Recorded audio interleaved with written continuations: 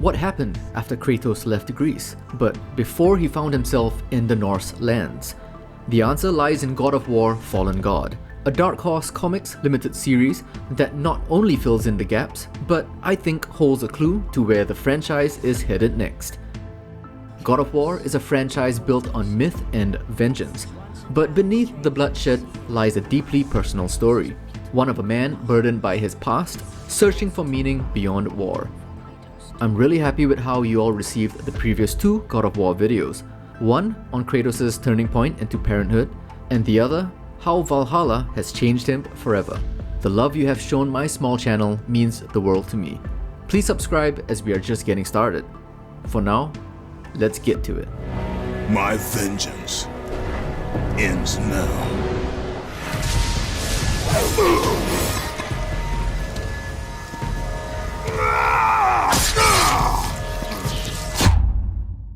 At the end of God of War 3, Kratos has done the impossible.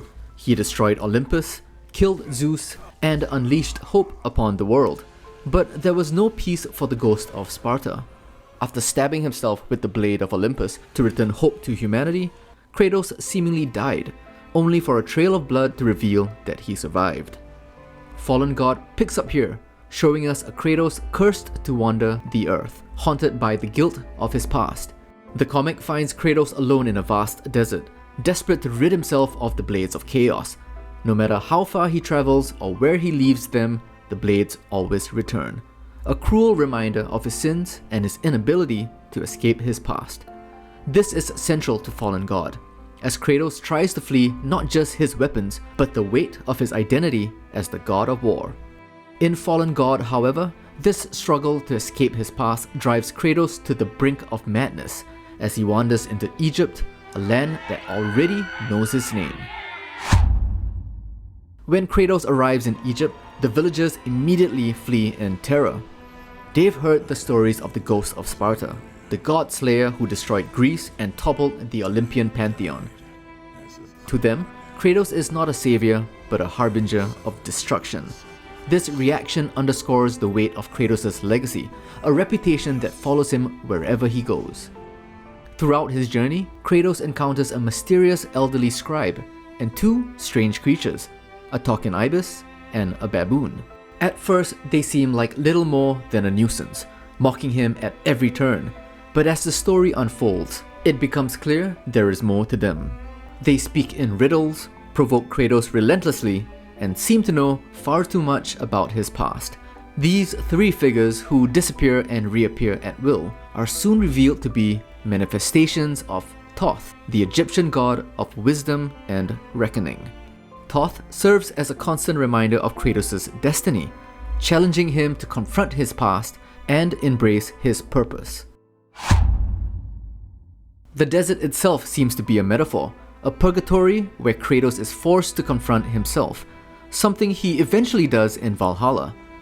But in Fallen God, Kratos finds himself walking in circles and inescapably returning to the village that feared him.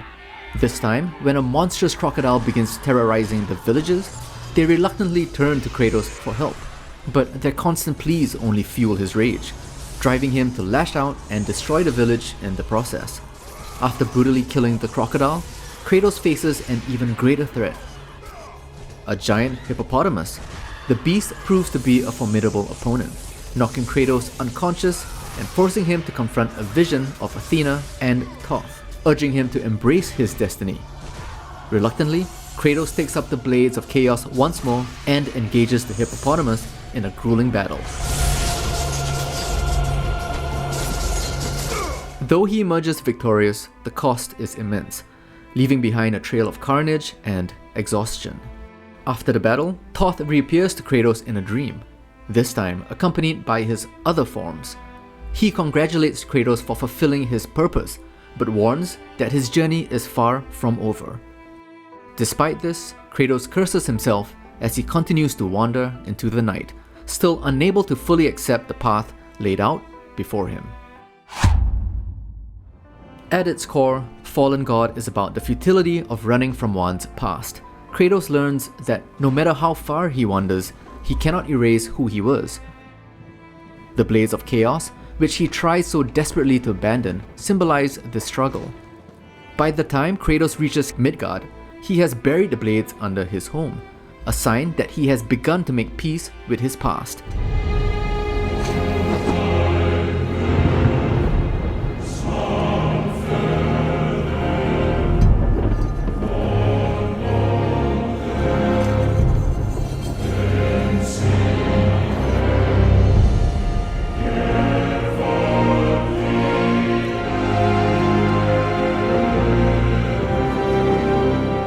But in Fallen God, we see a Kratos who is not yet ready for that acceptance.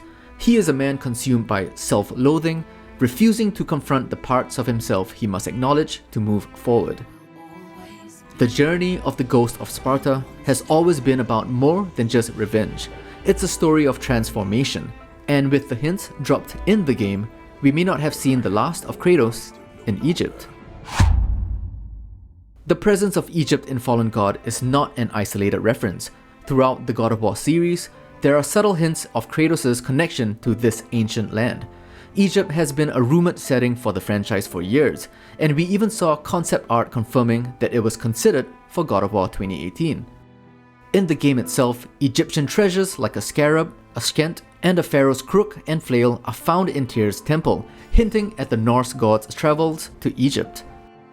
Mimir too speaks of Egypt as a distant, advanced civilization, calling it the River Empire. One of the stolen treasures in Midgard is an Ankh, further tying the Norse and Egyptian mythologies together. Kratos' quick romp through Egypt aligns with past statements from God of War director Cory Barlog, who hinted that Kratos could one day explore Egyptian or Mayan mythologies. But Fallen God reveals that Kratos has already been to Egypt, long before his journey to the Norse realms. With Kratos now at peace within the Norse realms, could his past adventures in Egypt come back to haunt him? Perhaps the gods he ignored before will now seek him out.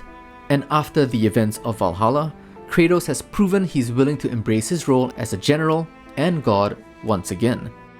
Could this mean he will face the Egyptian gods as a man who no longer runs from his own nature?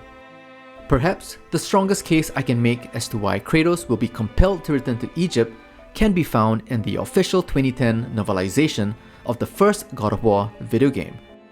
In the book, Zeus mentions that Ares, the original Greek God of War, was wreaking havoc in Egypt. With Ares dead at Kratos' hands, could the Egyptian pantheon now be seeking revenge on his successor instead? Unfortunately for a character like Kratos, the past has a way of catching up with him. God of War Ragnarok left Kratos in a position of leadership. Will his next challenge be guiding a civilization as opposed to destroying one? Or will he just be there to answer for his past? What of the other gods? Maybe through Atreus' own game, we could meet the Mayan, Hindu, and Shinto pantheon of gods, as Atreus himself may have to answer for his father's past. Kratos' violent past is never fully behind him, and Fallen God reinforces that his story is far from over. By showing us glimpses of Egypt and continuing to explore Kratos' struggle with destiny, the comic subtly lays the groundwork for what could be the next chapter in the franchise.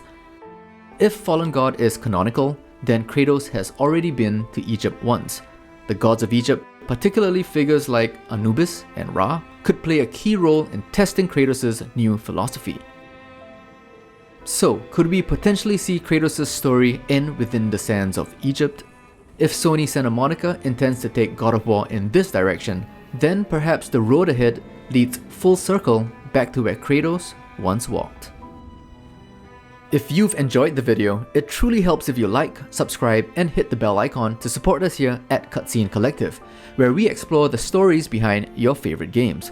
Let us know your thoughts below, and till the next one, be good to each other.